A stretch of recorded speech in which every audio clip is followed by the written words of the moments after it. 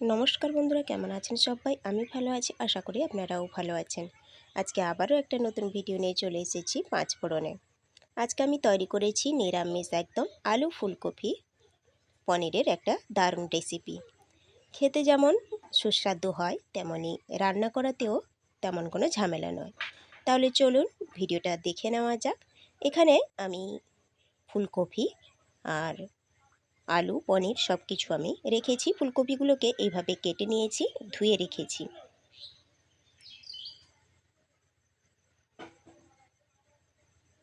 দেখো, আলুগুলোকেও এরকম ছোট ছোট ডুমো ডুমো করে কেটে রেখেছি, আর ফুলকপিটা পনিরটাকেও ছোট ছোট করে কেটে নিয়েছি। এবারে এদিকে একটা মশলা পেস্ট করব।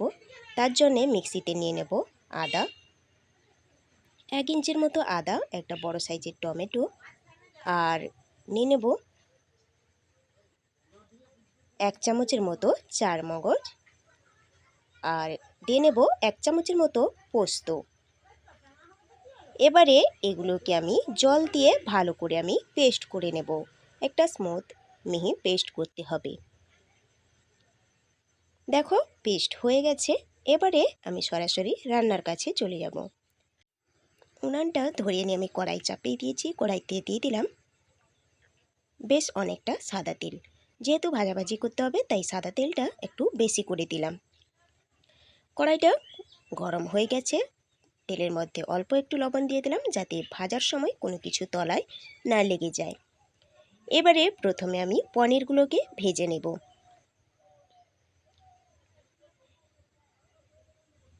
তেলটাকে কিন্তু ভালো করে গরম করে নেবেন, নাহলে কিন্তু পনিরগুলো তলায় ধরে যাবে।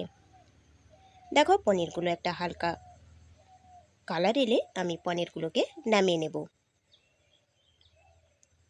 এবারে সেই একই তেলের মধ্যে আমি আলুগুলোকেও ভেজে নেব।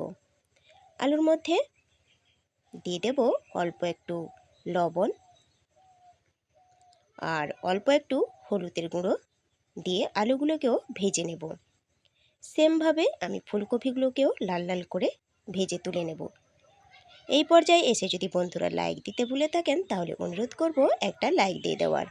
আর আজকের ভিডিওটা যদি ভালো লাগে, তাহলে আপনারা আপনাদের আত্মীয় স্বজনদের সঙ্গে একটা হলেও শেয়ার করে নেবেন। আর যদি এই ভিডিওটা নতুন কোনো বন্ধু দেখে থাকেন, তাহলে অনুরোধ করব আমার চ্যানেলটিকে সাবস্ক্রাইব করে পাশে থাকা বেল আইকনটি প্রেস করে অল নোটিফিকেশন করে দেওয়ার। তাহলে প্রত্যেক দিনের ভিডিও সবার আগে আপনার কাছে পৌঁছে যাবে। আর যদি কোনো বন্ধু এই ভিডিওটা ফেসবুক থেকে দেখে থাকেন, তাহলে অনুরোধ করব লাইক আর শেয়ার আর কমেন্ট অবশ্যই করে দেওয়ার। বন্ধুরা, আপনাদের এই ছোট্ট ছোট্ট লাইক আর কমেন্ট কিন্তু আমাকে ইন্সপায়ার করে পরবর্তী ভিডিও দেওয়ার জন্যে। তাই অবশ্যই একটা ছোট্ট লাইক আর কমেন্ট কিন্তু করে দেবেন। তো দেখো, কথা বলতে বলতে ফুলকপিগুলো ভাজা হয়ে গেছে, তুলে নিলাম। এবারে সেই তেলের মধ্যে আমি দিয়ে দেব অল্প একটু ঘি, 1/2 চামচের মতো ঘি দিয়ে নিলাম। এবারে দিয়ে দেব একটা তেজপাতা টুকরো করে, আর 2টো এলাচ, আর ছোট্ট একটা দারচিনির স্টিক। এই গোটা মশলার থেকে ভালো একটা ফ্লেভার বেরোলে আমি আগে থেকে যে মিক্সিতে পেস্ট করে রেখেছিলাম যে মশলাটা, সেটাই আমি অ্যাড করে দিলাম। এবারে ভালো করে আমি মশলাটাকে কষিয়ে নেব।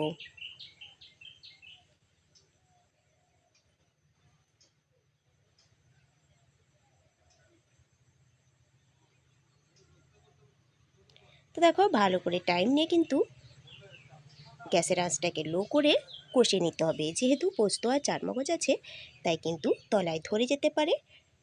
গ্যাসের আঁচটাকে লোতে করে কষিয়ে নেব। কিছুক্ষণ কষিয়ে নেওয়ার পরে আমি অল্প একটু জল অ্যাড করে দিলাম। এবারে কিছু গুঁড়ো মশলায় অ্যাড করব।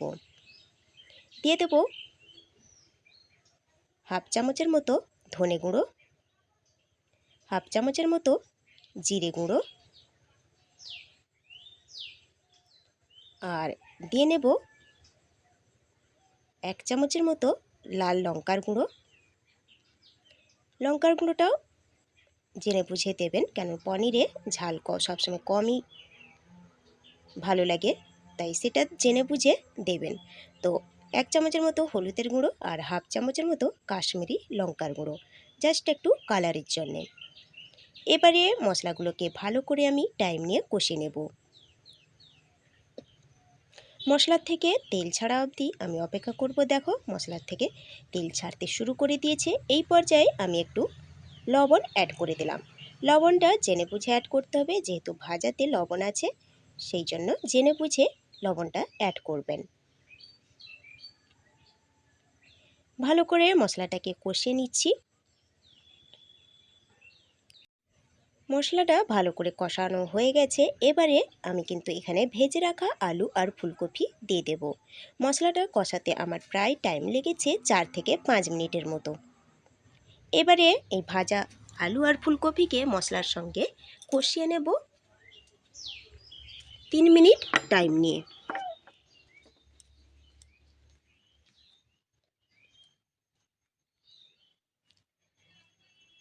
এবারে এই পর্যায়ে অল্প একটু চিনি দিয়ে দেবো। চিনিটা অবশ্যই দিতে হবে, যেহেতু নিরামিষ রেসিপি, তাই অবশ্যই চিনিটা অ্যাড করবেন।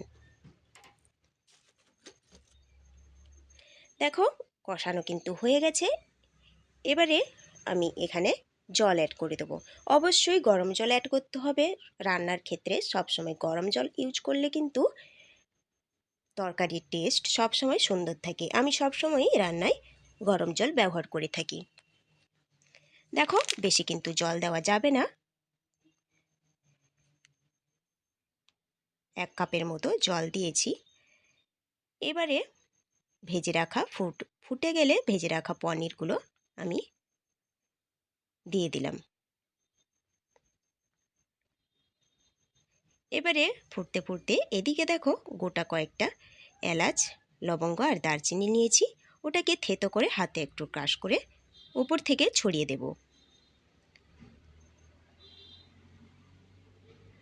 আর শেষে একটু ছড়িয়ে দেব 1 চামচের মতো ঘি। নিরামিষ রেসিপিতে শেষে একটু ঘি দিলে কিন্তু ফ্লেভারটা ভালো থাকে, সুন্দর লাগে ফ্লেভারটা, তাই ঘিটা অ্যাড করলাম। তো দেখো আর একটু ফুটিয়ে নিয়েই আমি নামিয়ে নেব। এটা কিন্তু ঝোল হবে না, মাখো মাখো টাইপের একটু হবে। ঠান্ডা হলে কিন্তু আরও একটু জমে যাবে, তাই এই পর্যায়ে আমি নামিয়ে নেব। তো দেখো কতটা সুন্দর হয়েছে, দেখতে যেমনই হয়েছে তেমনই কিন্তু খেতেও সুন্দর হয়েছে। যদি কোনো বন্ধু এই রকম না বানিয়ে থাকেন তাহলে অবশ্যই একবার হলেও এইভাবে ট্রাই করে দেখতে পারেন। আশা করি আপনারও ভালো লাগবে। এটা কিন্তু ফ্রাইড রাইস, রুটি, পরোটা, ভাত যে কোনো কিছুর সঙ্গেই অসম্ভব সুন্দর লাগে খেতে। তাহলে আজকের ভিডিওটা কেমন লাগলো অবশ্যই কমেন্ট করে জানাবেন। ভালো লাগলে লাইক শেয়ার করে দেবেন। সুস্থ থাকবেন, ভালো থাকবেন। খুব শীঘ্রই দেখা হবে পরের একটা ভিডিও নিয়ে। তাহলে চলুন আজকে এখানেই শেষ করি।